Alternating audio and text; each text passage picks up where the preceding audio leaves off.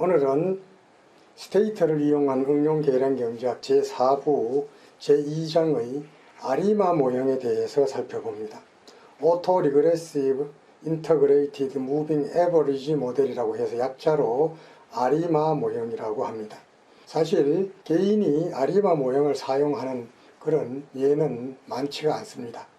하지만은 이 아리마 모형을 공부를 함으로 인해서 여러분들이 앞으로 배우게 될 시계열 분석법에 있어서의 기초 지식을 갖춘다라고 이렇게 생각을 하면 되겠습니다.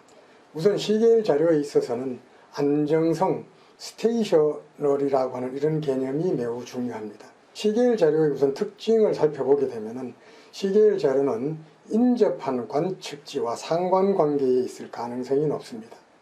그러다 보니까 허구적인 회귀, 스푸리어스 리그레션의 문제에 직면할 가능성이 높습니다. 또 이것이 불안정한 시계일 경우에는 모 집단의 평균이 존재하지 않을 수도 있습니다. 그런 의미에서 이 시계열 자료는 분석하는 데 있어서 지금까지 살펴본 횡단면 자료와 틀린 이런 측면이 있습니다. 시계열 자료에는 이 사인 커브라든지 코사인 커브처럼 어떤 함수에 의해서 결정되는 이런 시계열이 있을 수 있습니다. 이런 시계열은 확정적 시계열 자료 이렇게 이야기를 합니다. 그러나 일반적으로 경제 통계들은 확률적인 시계열 자료 Indeterministic Time Series Data라고 합니다. 이 중에서 특히 시계열 자료가 무작위로 이렇게 분포될 경우에는 화이트 노즈, 백색 잡음 과정이라고 이렇게 얘기를 합니다.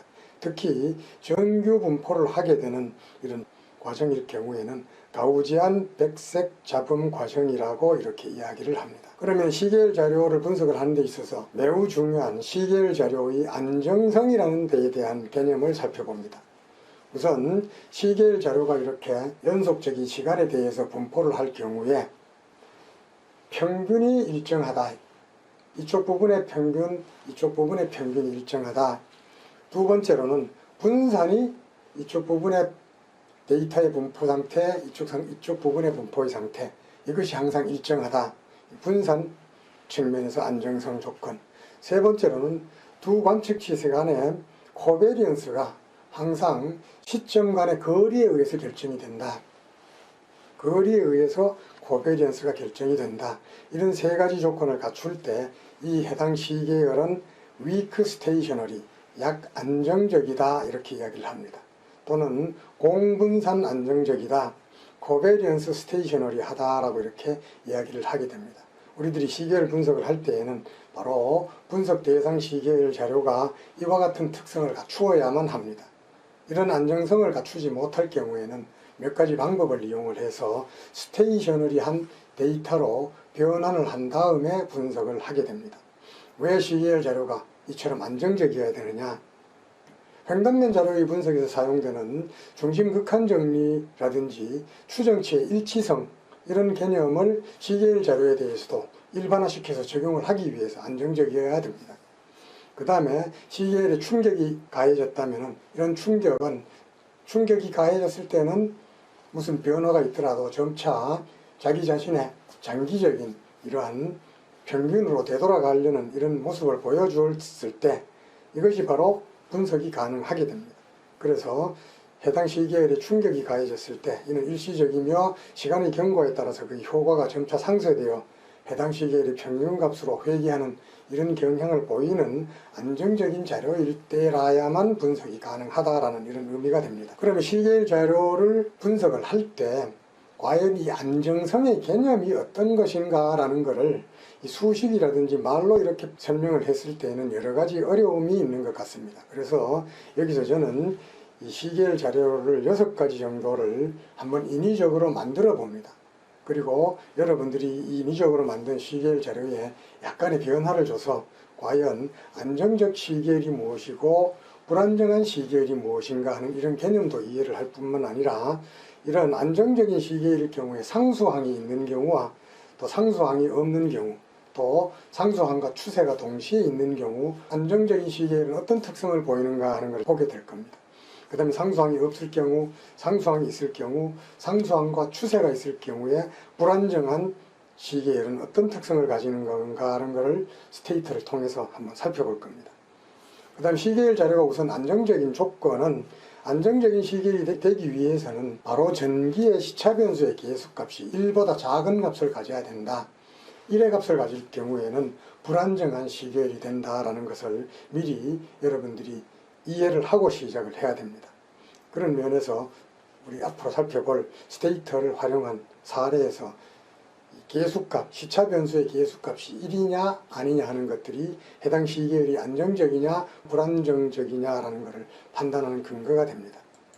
자, 그러면은 시계열의 안정성을 살펴보기 위해서 우리 해당 시계열을 한 500개 정도 만들어 봅니다. 자, T를 500개 정도로 하고 500개 정도의 시계열 자료가 만들어지고 이 T를 시간 변수라고 하고 이제 상수항이 없는 스테이셔너리한 시계열을 만들어 봅니다.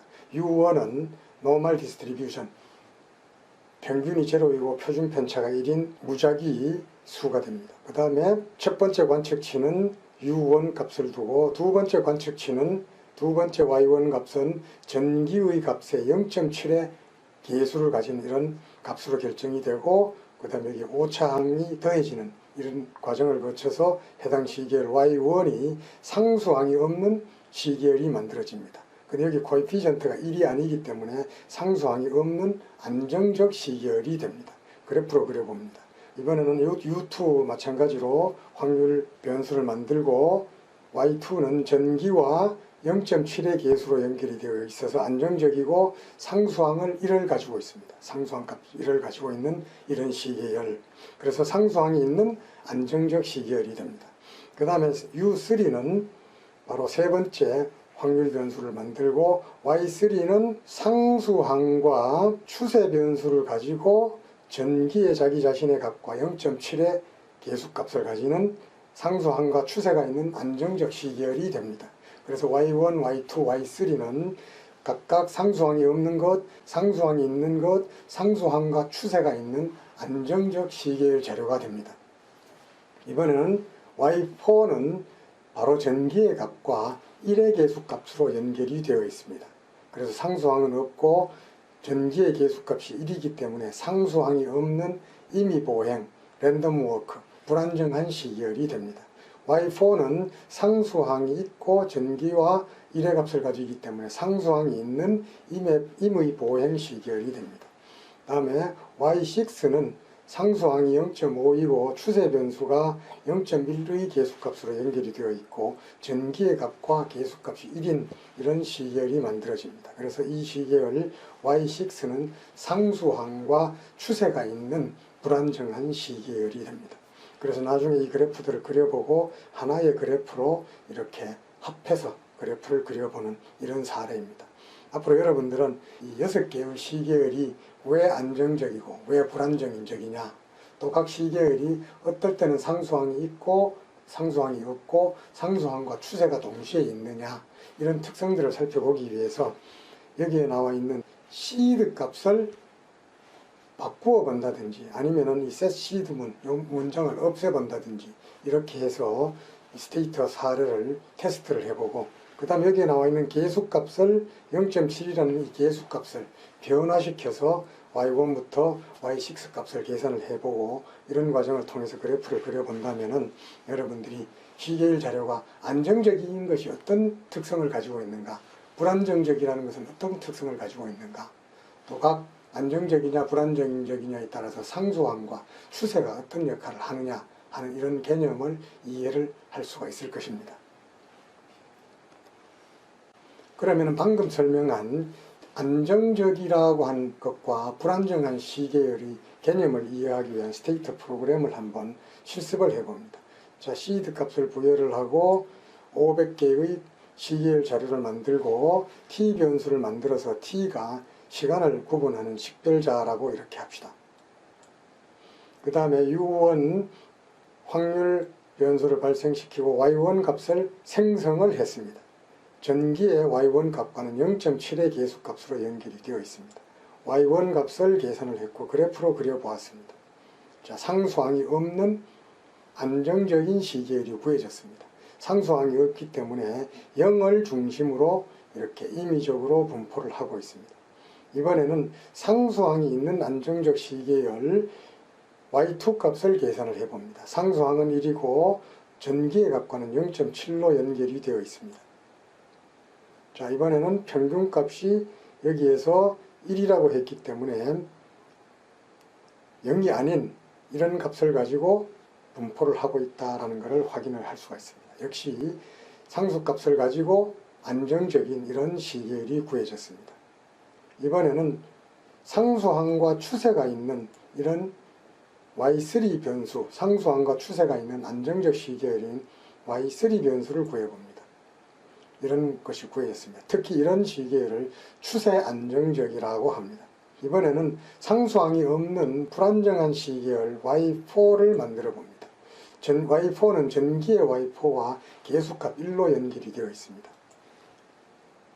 자, 이런 불안정한 시계열이 구해졌습니다. 이번엔 상수항이 있는 불안정한 시계열 Y5를 구해보았습니다. 이번에는 상수항과 추세가 있는 불안정한 시계열 Y6를 구해보았습니다.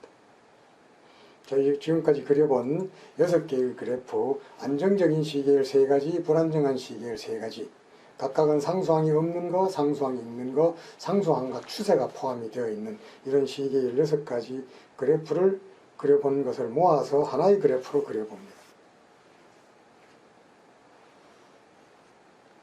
바로 조금 전에 살펴보았던 이런 안정적인 시계열 3가지, 불안정한 시계열 3가지를 여러분들은 직접 인위적으로 자료를 만들어서 그려보았습니다.